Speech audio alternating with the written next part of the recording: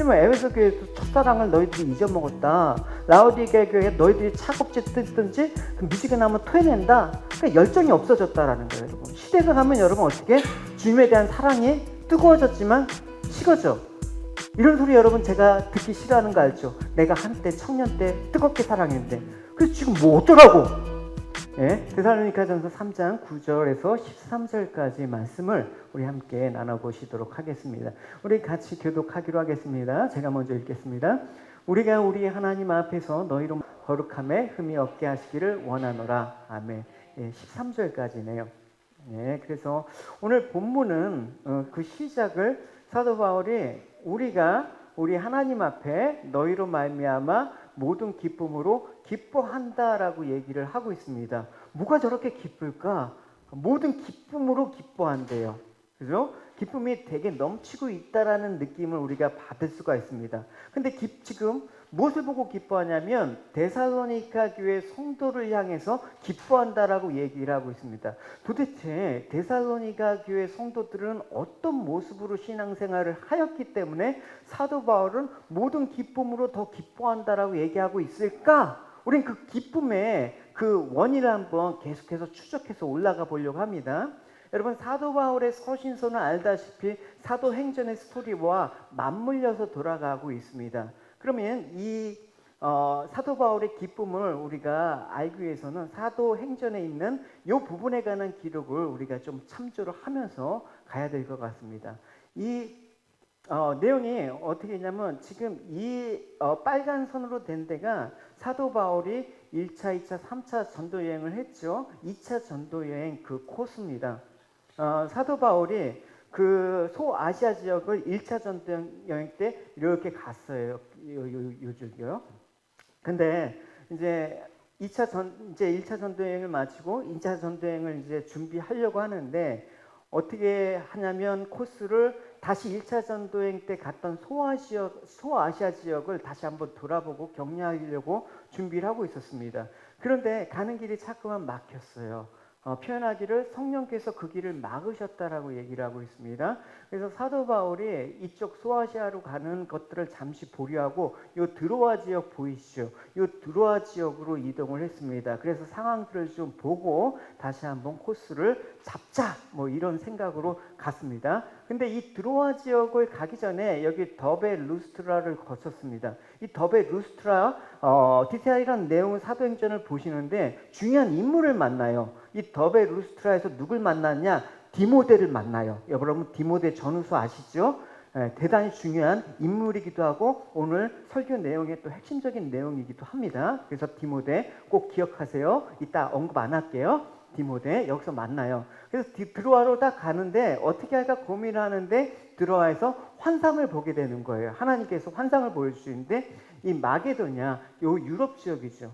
마게도냐 사람이 와갖고 우리를 도와달라고 환상 중에 나타나는 거예요. 그래서 사도 바울이 그 환상 중에 그 도와달라는 그 음성을 듣고 이제 사도 바울이 안 되겠다. 이쪽 유럽 지역으로 이 마게도냐 지역으로 건너가자. 그렇게 해갖고 이제 사도 바울이 드디어 이쪽으로 2차 전도행 코스를 잡는 거예요. 그래서 이 마게도냐 지역을 갔을 때 첫 번째 방문지가 어디냐면 이 빌립보라는 지역이에요. 그래서 이 빌립보에서 이제 복음을 전하는 거예요.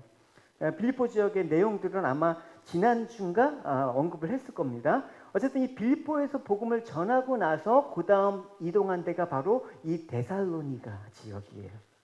예, 오늘 본문의 배경이 되는 데살로니가 전후서의 배경이 되는 곳입니다. 그때 어떤 일이 일어나냐면 이 데살로니가 지역에 가서 이방인들한테 복음을 전하는데 이런 일들이 일어났어요. 보시면 이제 사도행전 17장에 보면 바울과 실라는 암볼리아와 아볼로니아를 지나 데살로니가로 도착했습니다. 거기에는 유대인 회당이 있었습니다. 바울은 습관대로 회당으로 들어가 3주에 걸쳐 성경을 가지고 유대인들과 토론을 했습니다. 바울은 그리스도가 고난을 받고 죽은 자 가운데 다시 살아나야 한다라는 것을 설명하고 증명했습니다. 그리고 내가 여러분에게 전하고 있는 이 예수님이 바로 그리스도입니다라고 말했습니다. 그때 어떤 일이 일어나냐? 유대인 중에 그 말에 설득되어서 감동을 받았다라는 얘기죠. 바울과 실라를 따르는 사람들이 생겼습니다. 하나님을 경외하는 많은 그리스도인들과 적지 않은 귀부인들도 바울을 따랐습니다 라고 얘기하고 있어요. 그러면 여기서 하나님을 경외하는 많은 그리스도인들은 누구입니까? 원래 정통 유대교 신자가 아니라 유대교로 개종한 이방인들을 얘기하는 것입니다. 개역 성경에서는 헬라인이라고 얘기했어요. 개종한 헬라인. 그리고 적지 않은 귀부인들은 아마 그 고위 관원의 부인들을 뜻하는 계층일 겁니다. 그러니까 이들은 어쨌든 이 데살로니가 지역은 그 무역, 여러 가지 교통의 요충지에 있기 때문에 여러 가지 외적으로는 풍부하고 상황들이 좋았습니다. 그래서 경제적으로 또 뭐 그런 여러 가지 넉넉한 상황들이 있는데, 근데 여러분 물질 문명이 발달할수록 마음은 늘 공허하지 않습니까, 여러분? 오늘날 마찬가지 않습니까? 옛날에 가난하고 없을 때는 마음이 이렇게 공허하지 않았는데 오히려 지금은 더 잘 살고 더 풍요로운데 사람의 마음은 공허하대요. 그럴 수밖에 없는 거예요. 근데 그때 위대한 복음의 빛이 들어가기 시작했어요. 그래서 그 마음에 그 갈급함이 있는 이 예비된 사람들이 이제 그 빛의 이끌림을 받게 된 거죠. 그래서 사도 바울은 이때 이 일들, 이 사람들의 그 모습을 데살로니가 전서로 다시 건너가면 그 서신서에 이렇게 표현을 하고 있어요. 하나님 앞에 또한 감사한 것이 있는데 여러분들이 우리가 전한 복음을 사람의 말로 생각하지 않았고 하나님의 말씀으로 받아들였다. 복음은 참으로 하나님의 말씀이며 그 말씀을 믿는 여러분 안에서 힘있게 살아 움직이고 있습니다. 사도 바울은 지금 이거를 기억하고 있단 말입니다. 얼마나 말씀을 전했는데 그 사람들이 뜨겁게 반응했는지, 여러분. 근데 이런 데살로니가 이런 멋있는 막 복음이 막 역동적으로 일어나는 이 모습에서 우리는 승리의 역사를 확인할 수가 있습니다. 근데 꼭 그런 것만은 아니에요. 왜냐하면 사도행전 17장에 다시 그 배경을 보면 이런 일이 있다 보니까 시기심이 발동한 유대인들이 생긴 거예요. 쟤네들 뭔데 와갖고 이렇게 막 예수라는 그런 사람들, 예수님이 하나님의 아들이라면서 거기에 구원이 있다라고 얘기하면서 사람들이 이렇게 혼란케 하느냐? 그러니까 사람들이 이제 핍박과 시련을 주기 시작하는 거예요. 보시면, 그러나 유대인들이 이들을 시기하여 시장에서 불량배를 모아 폭동을 일으켜 도시로 혼란에 빠지게 했습니다. 그들은 바울과 시다를 군중 앞으로 끌어내려고 야손의 집으로 쳐들어갔습니다. 그래서 이들이 막 시기하면서 사도 바울 일행을 잡으려고 쫓아갔습니다. 그래서 이제 야손의 집에 모여 있는 걸 알고 들어갔습니다. 근데 그 바울 일행이 잡히지 않았습니다. 습격했는데 바울 일행이 미리 그 자리를 빠져나갔죠. 그래서 그 잡으러 갔던 무리들이 열이 받아갖고 바울 일행 대신에 그 데살로니가 지역에서 이제 복음을 받아들인 야손이라는 사람이 있습니다. 그 야손의 집에 모였는데 그 야손과 그의 형제들을 붙잡아서 관하로 끌어간 거예요. 그 경찰서로. 그래서 관원들 앞에 이제 큰 소리로 이 사람들을 고소합니다라고 했단 말입니다. 그 고소 내용이 어떤 내용이냐면 이런 내용이에요. 그들은 야손과 다른 형제 및 사람을 마을의 관원들로 끌고 가서 큰 소리로 외쳤습니다. 가는 곳마다 문제를 일으키던 사람이 여기에도 나타났습니다. 그런데 야손이 그들을 자기 집으로 바울 일행을 맞아들였다라는 거죠. 그들이 모든 가이사법을 어겨가면서 예수라고 하는 다른 왕이 있다고 말하면서 황제의 명령을 거스르는 행동을 하였습니다. 이렇게 고발을 했단 말입니다. 그러니까 지금 유대인들이 바울 일행을 가이사 외에는 다른 왕, 예수를 왕으로 증거한다라는 고소 내용이에요. 고소 내용이 뭐예요?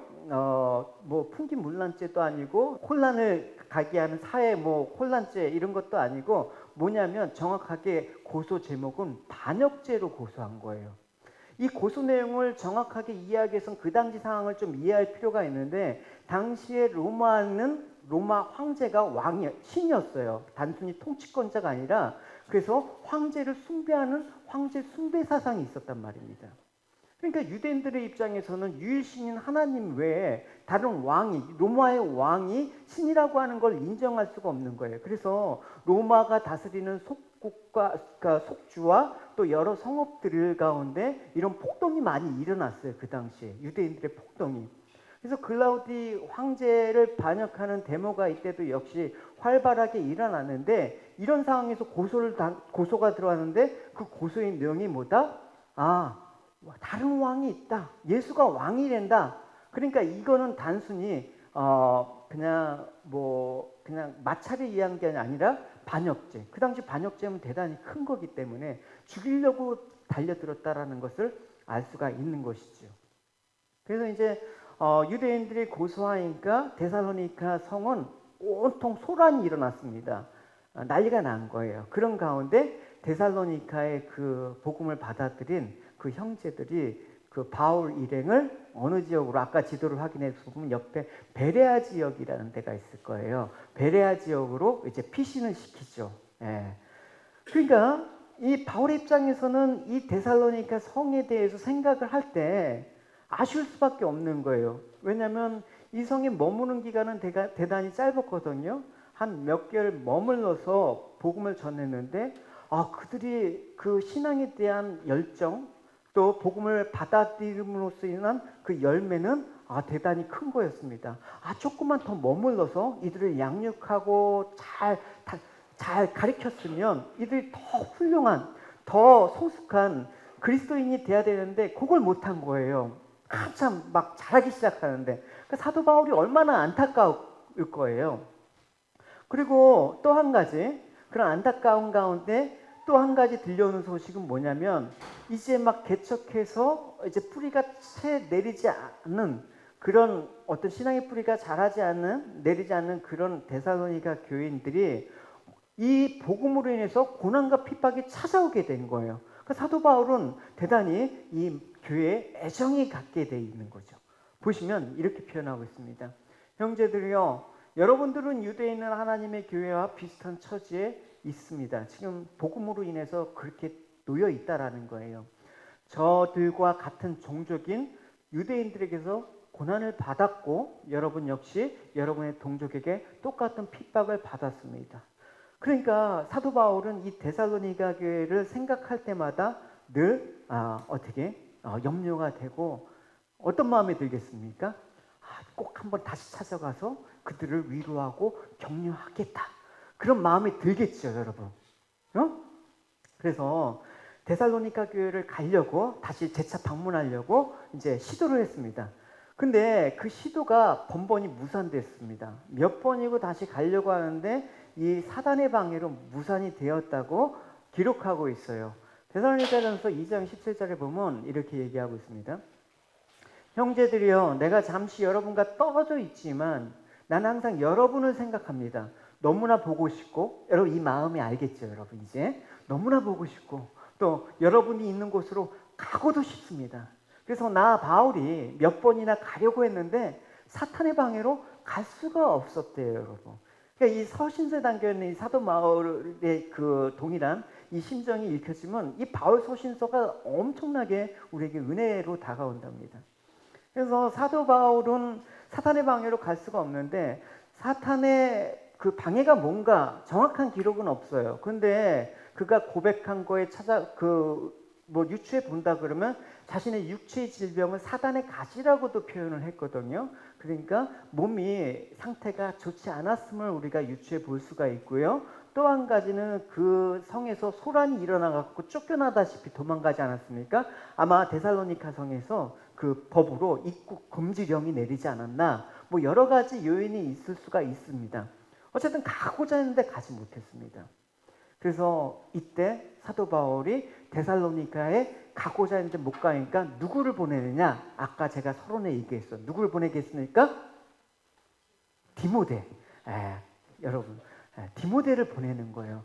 내가 못 가는데 대신 나의 영적인 아들, 이 신실한 디모데를 너희한테 보내서 너희를 위로하고 또 너희들의 소식을 내가 듣길 원한다 하면서 디모데를 보내는 거예요. 보시면 3장 1절에서 2절에 보면, 우리가 당장 가볼 수는 없는데 그냥 기다리기는 너무 힘들었습니다. 그래서 우리는 아테네에 있고, 아덴이라고 표현하고 있죠.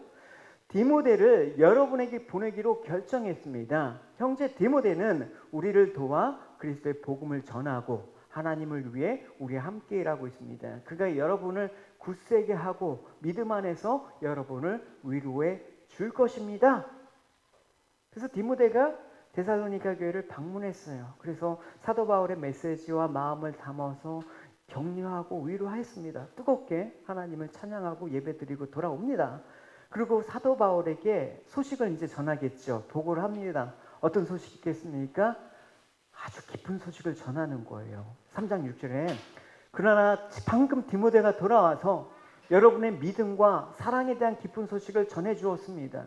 디모데는 여러분이 언제나 우리를 좋게 생각하여 우리가 여러분을 보고 싶어하는 만큼이나 여러분도 우리를 보고 싶어한다라고 얘기를 한 것입니다.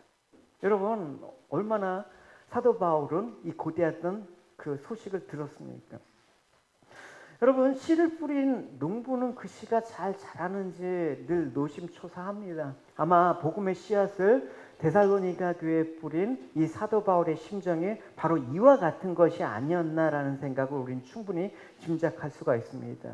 환난 가운데 자신이 뿌린 복음의 씨앗이 얼마나 견고하게 지금 잘 건강하게 자라고 있는지 사도 바울은 확인하고 싶었는데 디모데의 보고로부터 그걸 확인했어요. 아, 잘 크고 있구나. 잘 자라가고 있구나. 내가 전한 복음이 결코 헛되지 않았구나 라는 그 보람을 느꼈을 것입니다.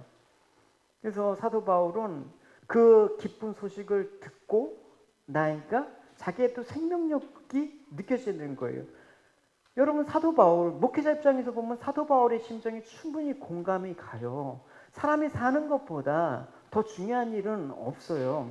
사도 바울이 이전에 본인이 가졌던 세상의 스펙, 여러분 가말리엘 문화예요. 문화생이었습니다. 당대 스승 밑에서 학벌 좋죠, 가문 좋죠, 또 로마 시민권자죠. 뭐 부족할 게 없는 그 사도 바울은 그게 세상의 기쁨이었을까요? 그게 아니었습니다. 그거 다 버릴 만큼 준 건 내가 그리스도와 함께 복음을 전했을 때 그 사람이 살아나는 거, 그거 이상 목회자한테는 귀한 게 없는 거예요.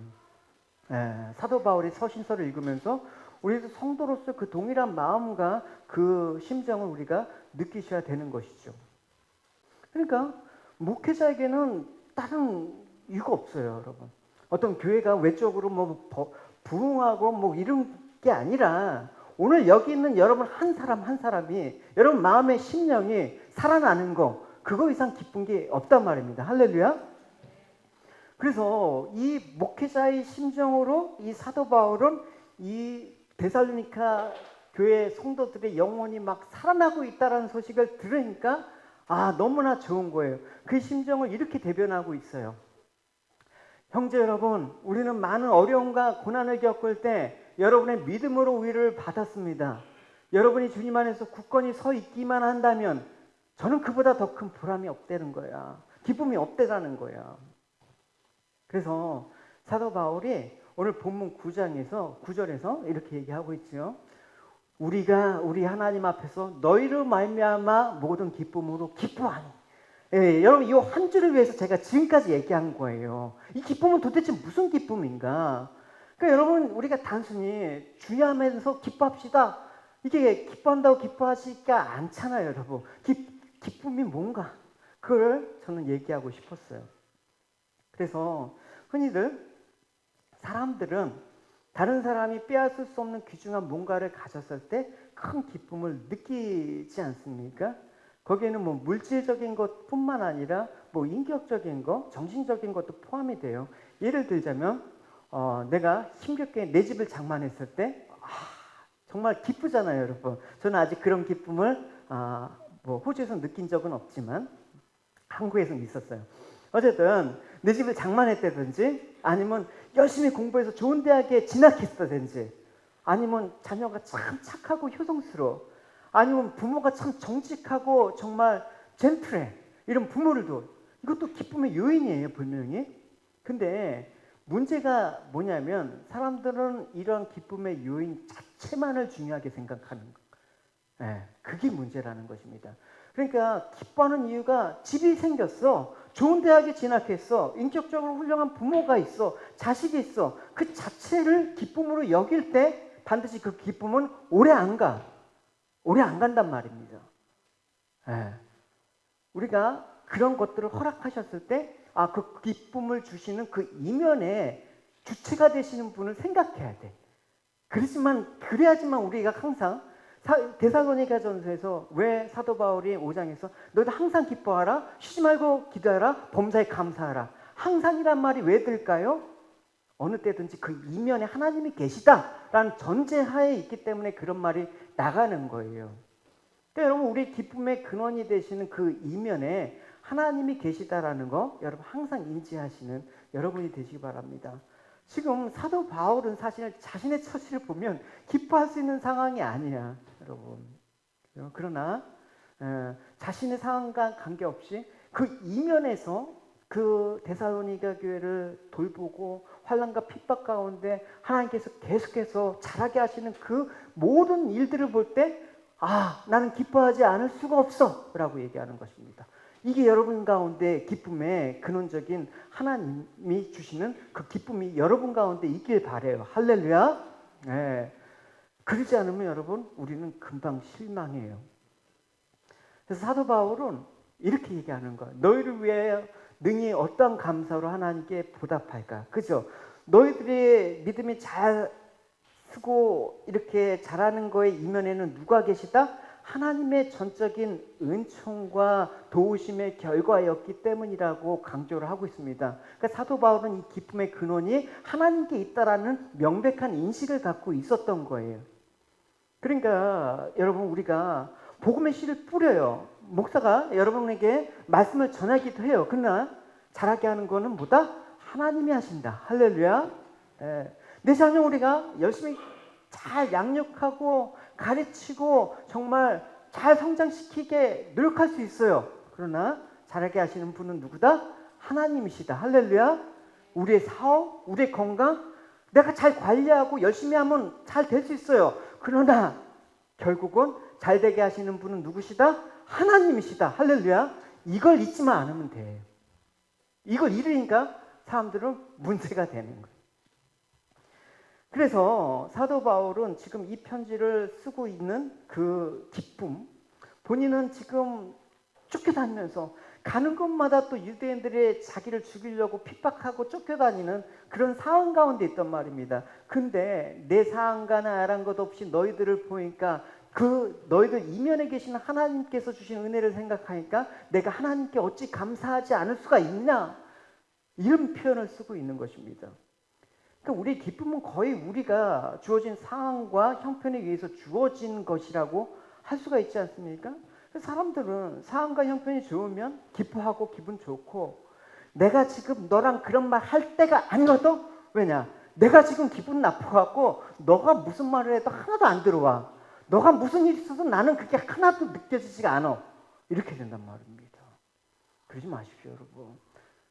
나는 슬프더라도 여러분들이 지체가 좋은 일이 있으면 그게 기쁜 거야. 할렐루야. 그러니까 자꾸만 나의 상황에 초점을 맞추면 그 기쁨이 오래 안 가고 그 기쁨이 또 우리에게 활력소가 되지 못한다라는 것입니다. 바울은 계속해서 기뻐하라는 얘기를 참 서신서에 많이 해요. 빌립보서는 또 기쁨의 서신이라고 또 얘기하는데, 빌립보서를 여러분 한번 보세요. 계속해서 기뻐하라, 기뻐하라, 기뻐하라. 모든 서신서에 다 기쁨과 감사가 넘쳐나고 있습니다. 왜? 본인은 감옥에 갇히고 돌에 맞아 죽고 막 그냥 굶어서 뭐 그런 상황 가운데 기뻐하라, 감사하다가 나와요. 나오는 이유가 뭐냐? 내 안에가 아니라 하나님으로 인한 기쁨이 내게 충만하니까. 그래서 사도 바울은 그 기쁨을 성도들에게 전해주고 싶은 거예요. 그래서 그 전해주기 위해서 쓴 서신서가 뭐다? 데살로니가 전후서. 여러분, 그래서 데살로니가 전후서 길지 않으니까 여러분 오늘 돌아가서 집에서 읽어보세요. 사도 바울의 마음이 느껴지실 거예요. 그래서 그 마음 갖고 이제 데살로니가 교회 성도들 위해서 기도합니다. 그 기도의 내용이 이제 무엇이냐? 10절을 보시면, 내가 주야로 심히 간구함은 너희 얼굴을 보고 너희 믿음이 부족한 것을 보충하게 하려 함이다.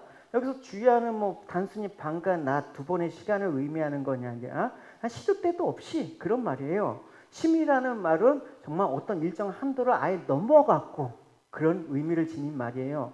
그러니까 사도 바울은 데살로니가 교회 그 성도들을 위해서 생각날 때마다 기분이 좋아. 항상 열정적이면서 기도했다라는 것입니다. 그러니까 무엇을 위해서? 너희 믿음을 보충하기 위해서. 너희 믿음이 부족한 것을. 이 말은 현재 데살로니가 교회 성도들이 믿음이 지금 부족하다, 믿음이 없다 그런 말은 아니에요. 아까 속이다시피 데살로니가 교회 성도들은 믿음이 좋았어요. 예, 이렇게 그 좋은 믿음의 모습들을 사도 바울은 또 이렇게 언급을 하기도 했어요. 여러분이 믿음으로 행한 일과 사랑으로 행한 수고와 우리 주 예수 그리스도 안에서 굳건히 소망을 지켜가는 모습을 보고 늘 하나님께 감사하고 있습니다. 여러분을 통해 주님의 말씀이 마게도니아와 아가야 온 지방에 퍼졌고 여러분의 믿음도 그 모든 지역에 퍼졌습니다. 그러므로 하나님을 섬기는 여러분의 믿음에 관하여는 더 이상 할 말이 없습니다. 믿음이 좋다라는 건 나쁜 거예요. 믿음이 좋다라는 얘기를 하고 있습니다. 근데 왜 믿음을 부족을 보충하기 위해서 내가 이 편지를 쓴다? 내가 직접 가고 싶다라는 그 마음을 전했을까요? 그것은 그들이 믿음이 좋은데 그 믿음이 끝까지 오래 가려면 계속해서 그 믿음을 그 위해서 양육하고 도움을 줄 사람들이 필요한 거예요. 여러분. 그래서 목회자가 필요한 거예요. 믿음은 여러분 계속해서 머물러 있는 상태로는 자랄 수가 없는 거예요. 지금 좋다고 해도 이 믿음은 자라야 되는 믿음이란 말입니다. 그래서 사도 바울의 심정은 계속해서 데살로니가 교회 성도들이 지금 좋은 믿음이 계속해서 자라서 하나님의 장성한 분량한 가지 온전한 믿음으로 성장하는 마음에서 사도 바울이 부족한 믿음을 보충하기 위해서라는 말을 썼다라는 거예요. 그래서 여러분 믿음 좋은 지체들이잖아요. 그러나 이것만으로는 부족해. 그죠? 그래서 수요예배도 나와야 되고 성경 공부도 해야 되고 그래야 되는 거예요. 그 믿음이 좋았다고 해도 항상 사도 바울이 그랬어요. 너희들 선 줄 알지만 넘어질까 조심해야 된다. 믿음이 좋다라고 지금 머물러 있으면 넘어질 수도 있으니까 조심해야 돼. 여러분 우리가 이런 사실을 어디서 알 수 있습니까? 예수님의 수제자 베드로에게서도 알 수 있죠. 넌 난 누구라고 생각하냐? 그러니까 마태복음 16장에 보면 베드로가 주는 그리스도이시고 살아계신 하나님의 아들이십니다. 가장 모범적인 주님께서 기뻐할 만한 신앙 고백을 했단 말입니다. 그래서 베드로를 칭찬하시면서 내가 너희 신앙 고백 위에 너희 믿음 위에 교회를 세우겠다라고 말씀을 하셨습니다. 근데 안타깝고도 베드로의 믿음의 연약함이 바로 드러나는 것이죠. 그러면서 주님께서 십자가의 고난을 밝히시니까 베드로가 책망하는 거예요. 주님, 그러지 마십시오. 그런 일은 결코 주님께 일어나서는 안 됩니다. 라고 주님을 책망하는 거예요. 그러니까 주님에 대한 온전한 믿음이 고백을 했음에도 불구하고 이런 까닭은 뭡니까? 아직 믿음이 더 자라야 된다는 걸 의미하는 거란 말입니다. 그렇죠? 그래서 예수님께서는 베드로의 불신앙을 책망하셨죠. 사단아, 뒤로 물러가라. 너는 나를 넘어뜨리려고 하는 자다. 그러니까 여러분 견고한 믿음이라고 여러분 우리가 안주하지 마시고 주의할 바가 항상 있다. 그래서 굳건히 서 있을수록 사단의 공격은 더 심하다. 지금 데살로니가 교회가 그런 상황이란 말입니다. 그래서 이 굳건한 믿음을 위해서 내가 디모데도 보내고 내가 갈 수만 있으면 내가 직접 가려고 그렇게 여러 차례 노력도 했다. 그러면서 계속해서 사도 바울은 끊임없이 중보 기도를 했어요. 저는 여러분들을 위해서 일주일에 그래도 생각날 때마다 진짜 한 사람 한 사람 생각하면서 기도했어요. 그러니까 이렇게 말할 수가 있는 거죠. 왜냐? 여러분의 믿음이 더 자라야 되기 때문에 그런 거예요. 그래서 사도 바울은 그렇게 기도를 했고요. 두 번째 사도 바울은 어떤 기도를 했냐면 12절에 또 주께서 우리가 너희를 사랑함과 같이 너희도 피차간에 모든 사람에 대한 사랑이 더 많이 넘치게 해달라는 기도를 했다라는 거예요. 사랑이 부족해서 그런 게 아니에요. 사랑이 분명히 많은데 이 사랑이 어떻게 이제는 넘쳐서 너 주변에 있는 사람뿐만 아니라 결국 복음은 모든 열방 가운데 퍼져야 되는 일이기 때문에 더 넘쳐서 온 민족과 나라와 족속과 그 백성과 방언 모든 곳 가운데 복음, 이 생명이 퍼져가기 위해서 너희들이 사랑이 넘쳐야 된다라고 얘기를 하고 있는 것입니다. 어떤 근거로 얘기했습니까? 그리스도의 사랑의 근거에서. 사도 바울도 그 예수 믿는 사람들 쫓아가면서 죽이는 또 스테반의 죽음의 현장에서 그 앞장섰던 인물 아닙니까? 근데 그 다메섹 상에서 예수 그리스도를 만났습니다. 주님께서 죄인 중에 계신 나를 붙잡아서 이방인 사도로 세워줘서 복음을 전하게 했습니다. 그러니까 사도 바울은 그리스도의 사랑을 진하게 경험한 사람이란 말입니다. 그 사랑을 경험한 사람만이 내가 이 사랑을 갖고 너희를 사랑하는 거야. 내가 단지 인간적인 사랑으로 너희를 사랑했으면 어떻게 너희를 이렇게 끝까지 사랑할 수 있느냐. 내 목숨까지도 아깝지 않을 만큼 너희를 사랑한다. 이런 말들을 쓴 이유는 뭡니까? 주님께서 나를 목숨을 바쳐서 사랑한 그 사랑을 힘입었기 때문에 그런 거예요. 아무리 여러분 인간적인 사랑이라도 여러분 그게 끝까지 안 가요. 여러분 부모 자식 간에도 그런 것도 있고 아무리 그래요. 여러분 그래서 여러분 지체를 사랑하는 것도 그래요. 내가 그리스도에 받은 사랑만큼 그 사랑이 흘러가길 바라요. 할렐루야. 그래서 데살로니가 교회 성도들은 너희들이 내가 너희를 사랑한 게 그리스도의 사랑으로 말미암은 거니까 너희들도 나의 사랑을 받으면서 그리스도의 사랑을 너희들이 본받길 바래. 그래서 너희들이 서로 사랑하는 거 주님께서 얘기하셨잖아. 너희들이 서로 사랑하면 많은 사람들이 있잖아. 너희들이 사랑하는 모습을 보고 너희들이 그리스도의 제자인 걸 알 거야 라고 얘기했단 말입니다.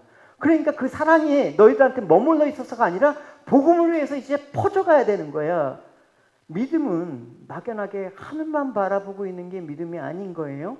천국이 있습니다. 아멘. 십자가를 믿습니다. 아멘. 천국 갈 것을 믿습니다. 아멘. 그것 자체 고백도 귀한 거지만 그것만으로 믿음의 전부라고 얘기할 수가 없는 거예요. 믿음이 뭐가 담아져 있어야 됩니까? 하나님의 사랑과 긍휼이 반드시 담아져 있어야지 믿음이라고 할 수가 있는 것입니다. 하나님의 긍휼과 사랑은 감상적으로만 끝나지 않습니다. 여러분 십자가에 대한 이야기를 듣고 감격해서 눈물을 흘리며 기뻐할 수 있는데 거기서만 끝이는 게 아니라 내가 받은 그리스도의 사랑을 나도 이제 전하리라. 할렐루야. 야고보서에 이렇게 말씀을 하고 있어요. 그리스도 안에서 한 형제 자매 된 사람들이 옷이나 먹을 것이 필요할 때 하나님께서 은혜를 베푸시기를 몸을 따뜻하게 하고 먹을 것을 좀 많이 드십시오 라고 말하면서 그 사람에게 필요한 것을 주지 않는다면 그런 말은 아무 도움이 되지 않을 것입니다. 믿음도 마찬가지입니다. 행동에 따르지 않는 믿음은 죽은 믿음인 것이에요. 여러분 이 말씀을 예수님의 죽으심에 빗대어서 한번 생각을 해보세요. 예수님이 이 땅에 오셔서 이제 이따가 세상을 향해서 내가 이제 메시아야, 나 잘 믿어야 돼, 나 믿으면 천국 가라고 말을 남기고 바이바 하면서 구름아 와라 하면서 구름 타고 올라가셨어. 그게 끝이야. 그럼 생명력이 없죠, 여러분. 모든 종교는 다 그렇게 여러분 생명이 없는 까닭이에요. 나를 위해서 죽으신 분은 주님밖에 없거든요. 그래서 예수님께서 실제로 우리를 천국에 보내시기 위해서 어떻게 피를 흘려서 죽으셨어. 그래서 우리에게 천국을 선물로 주셨어. 그러니까 예수님의 십자가의 죽으심으로 진정한 하나님의 택함을 입은 사람들은 하늘에 나를 천국에 있게 하신 주님의 그 마음을 품게 되는 거야. 그래서 사도 바울은 늘 얘기하죠. 너희 안에 이 마음을 품어야 된다. 무슨 마음이냐? 그리스도 예수의 마음. 할렐루야. 예수님이 너희들 위해서 무엇을 했는지, 어떤 희생과 긍휼을 베푸셨는지 너희들이 기억하는 그 마음. 그래서 그 마음을 갖고 이제 그 마음을 나누면서 살아가길 원해. 그게 교회 아니야? 여러분. 그래서 데살로니가 교회 성도들에게 너희들이 지금 사랑에 충만하지만 고난과 핍박 가운데 그 사랑이 식어질 수가 있어. 왜냐면 에베소 교회에서 첫사랑을 너희들이 잊어먹었다. 라오디게 교회에 너희들이 차갑지 뜯든지 그 미지근함을 토해낸다. 그러니까 열정이 없어졌다라는 거예요, 여러분. 시대가 가면 여러분 어떻게 주님에 대한 사랑이 뜨거워졌지만 식어져. 이런 소리 여러분 제가 듣기 싫어하는 거 알죠? 내가 한때 청년 때 뜨겁게 사랑했는데 그래서 지금 뭐 어쩌라고? 지금도 사랑해야지. 응? 지금 다 남들은 교회를 떠나가고 사랑이 식어가고 그럴 때 나도 그래? 그럴 수 없잖아요. 그래서 사도 바울은 너희들 앞으로 어려움이 많을 텐데 또 데살로니가는 이 종말에 관한 얘기들이 참 많아요. 그래서 주님께서 다시 오심을 기다리면서 이게 한 그 종말 서신서에 해당되는데 그들이 너희들이 주님 오실 때까지 기다리면 도대체 뭘 붙잡고 기다릴 거냐? 그런 거예요. 예, 그래서 너희들이 사랑이 넘치길 바래. 그 사랑만이 그 사람을 변화시킬 수 있는 유일한 거야 라고 얘기를 하고 있는 거예요. 그래서 구체적으로 실천적인 모습을 5장에서는 이렇게 얘기하고 있습니다.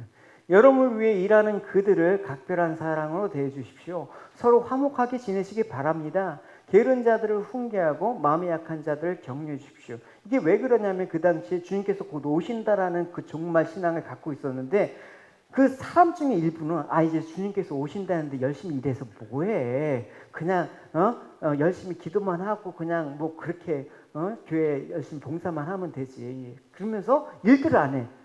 그러니까 그런 말 있잖아. 일하지 않는 자는 먹지도 마라. 그런 말 사도 바울이 한 거예요. 그러니까 게으른 자들이 있으면 그들을 훈계해라. 사랑으로 훈계해라. 더 사랑을 위해서 수고를 해야 된다. 마음이 약한 자들 격려해 주십시오. 힘이 없는 자들 도와주시고 모든 사람을 인내로 대하십시오. 사랑으로 대하는 거예요. 그래서 악을 갚지 말고 서로 모든 사람에게 선을 베푸도록 힘을 쓰십시오. 할렐루야. 사도 바울이 이제 마지막으로 기도하는 게 뭐냐면 데살로니가 교회 성도들 13절입니다. 우리 같이 읽도록 하겠습니다. 시작.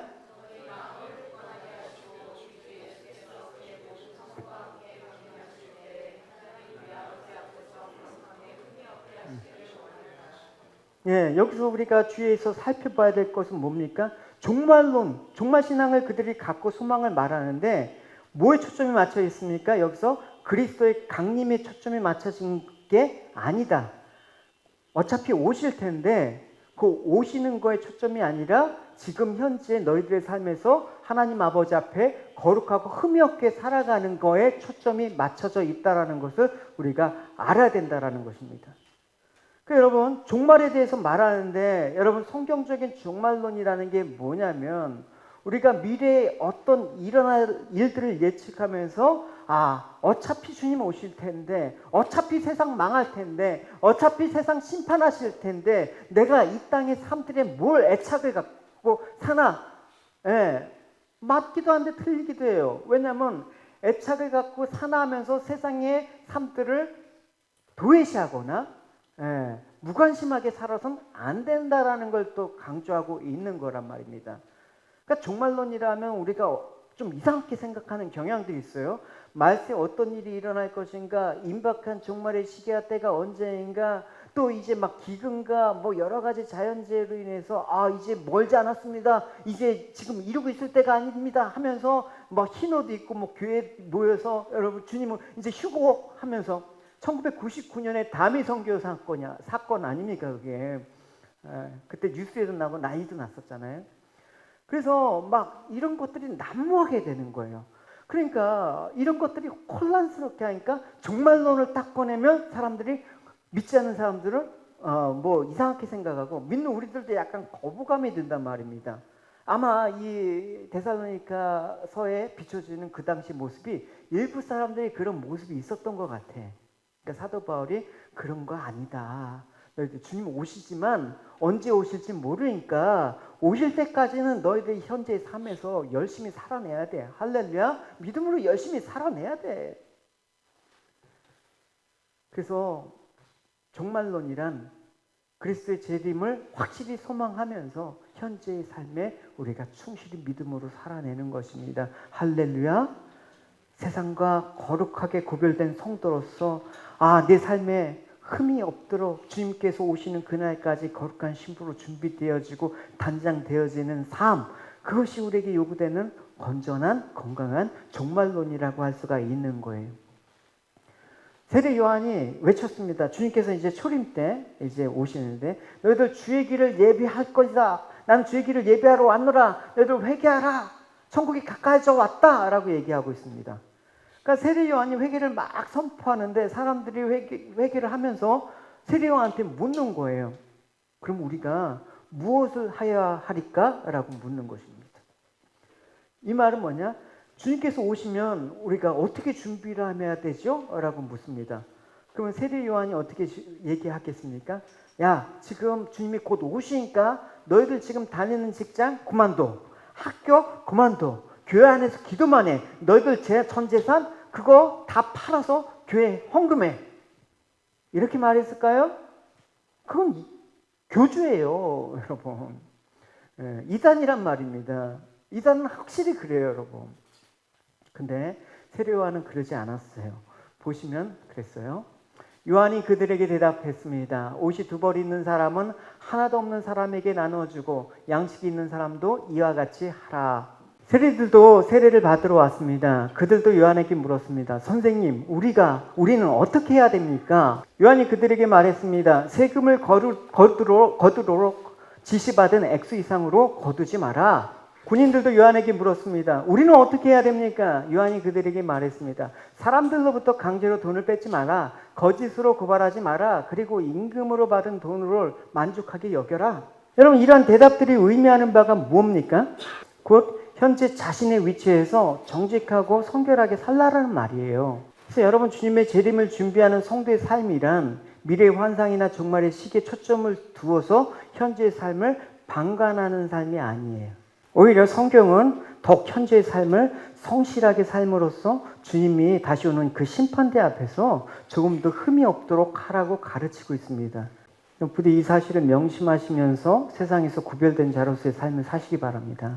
여러분, 오늘 말씀을 정리하면 사도 바울은 지금 디모데로부터 데살로니가 성도들이 믿음에 굳게 서 있다는 말을 듣고 기뻐하고 감사하면서 한편으로는 그들의 믿음이 더욱 온전해지기를 원하고 있습니다.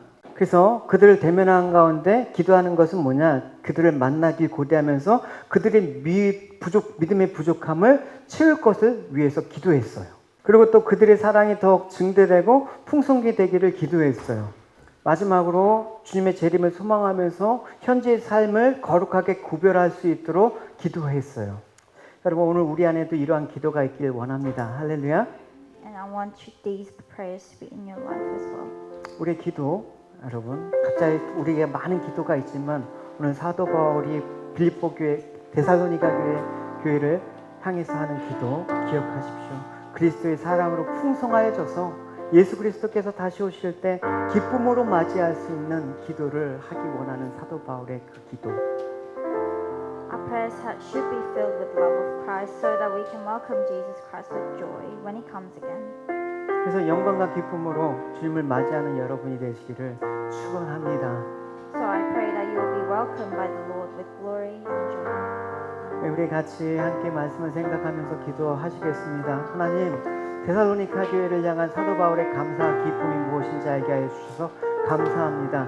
저희들 사도 바울의 그 기쁨이 우리에게도 동일하게 넘쳐 흘러서 하나님, 그의 기도처럼 더욱더 사랑하고 더욱더 교회를 위해서 거룩한 삶들을 이 땅 가운데 살 수 있도록 하나님 도와주십시오. 우리 같이 함께 기도 드리시겠습니다. 기도하시겠습니다. 하나님 아버지 감사합니다.